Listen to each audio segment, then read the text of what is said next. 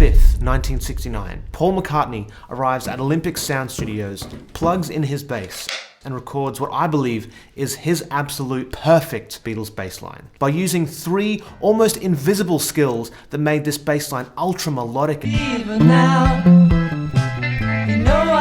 made the bass line super delicate and tender when it needs to be.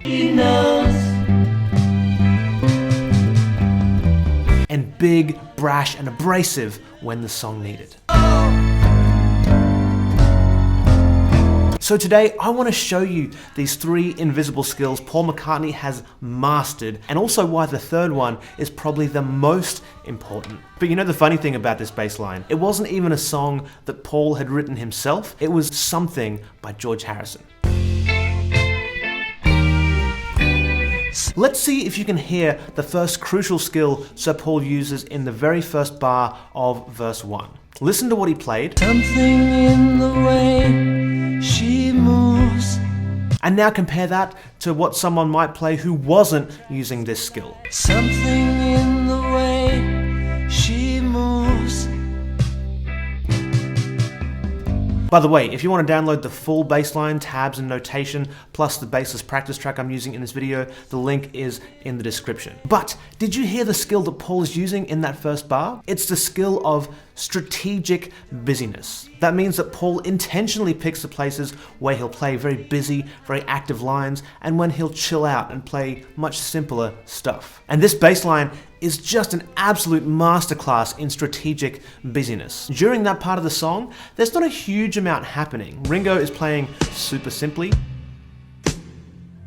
Guitars are very much subdued, and the melody has these huge gaps in between. So Paul kind of inserts himself in there with this super tender line. Have a listen to Paul's isolated bass from the actual track. He starts off on that high C really delicately and kind of builds through it from a whisper to, a pretty decent volume. He goes,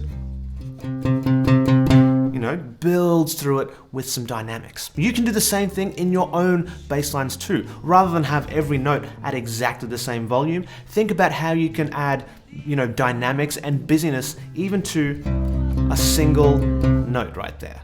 If you are trying to be a bit busier though, there are two mistakes you absolutely want to avoid. Number 1, not being strategic and just playing busy lines where they won't work. And number 2, playing lots of different notes for the sake of different notes. If you make the first mistake, you'll probably distract from the vocals and get kind of icy glares from your bandmates. Not the best, right?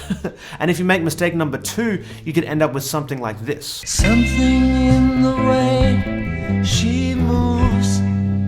That's the same rhythm that Paul played, but notice how using lots of different notes can kind of interfere with the vocal a little bit. Using fewer individual notes, it gives you a little bit more license to be rhythmically busy. But was this bass line too busy? When the Beatles were recording this, according to their engineer George Emerick, in his book Here, There and Everywhere, he says, Harrison was actually giving Paul direction on how to play the bass, telling him repeatedly that he wanted the part greatly simplified.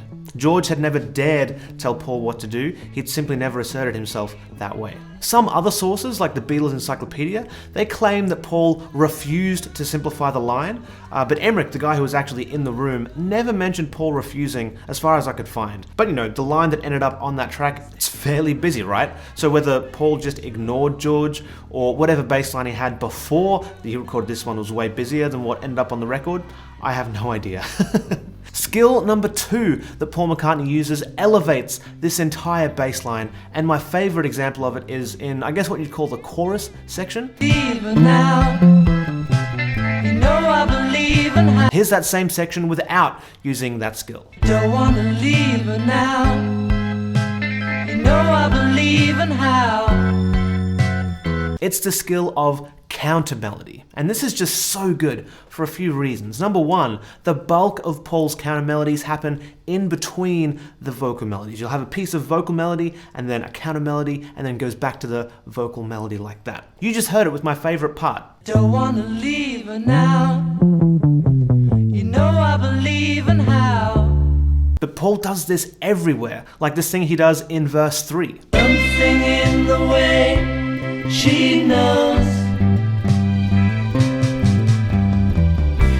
and all I have. Number 2, Paul's counter melodies often do the opposite of what's happening in the actual melody. So the actual melody, it's fairly static and ends higher than it starts. So Paul does the opposite. His line is busy and ends lower than it starts. The other thing that I love about this counter melody is there's that tiny change in direction at the start of the phrase. We start on that E, but instead of kind of just going down the scale, we get this tiny change of direction. We go from that E, we go up to this F, and then back down, and then continue down the scale right there. That tiny little movement,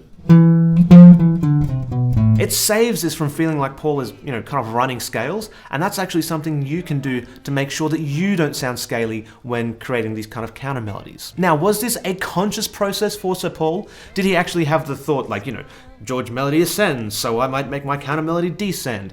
Probably not. It's probably a much more intuitive thing for, Sir Paul. But when it comes to creating your own bass lines, think about how you might be able to kind of fill in the gaps between the vocals with some kind of counter-melodic ideas. And if you want to check out all of Paul's counter melodies and play along with them, make sure you download the full bass line, all the tabs and notation in there from the link in the description. It's totally free. However, these first two ideas, strategic busyness and counter melody, they pale in comparison to what I believe is the greatest skill that Paul uses to create this bass line. This seems to me like this whole bass line is practically built around this idea. So what is it? Contrast. Sometimes doing exactly what other people are doing is what the song needs. But in this bass line, Paul creates so much interest in the song by doing the exact opposite of what everyone else is doing. For example, have a look at the contrast between Paul and Ringo. In the verses, Ringo's playing is ultra simple, whereas Paul's bass playing is super melodic, ultra singable, reasonably busy. But when it gets to the bridge section, Ringo's part gets way busier. Paul starts playing a simpler, more repetitive part.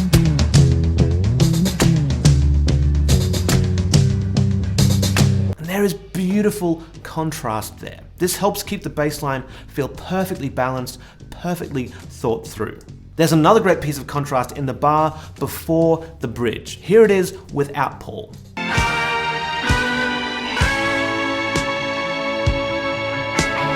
Everything else that's going on in the song basically plays long notes, but Paul bucks that trend and plays this.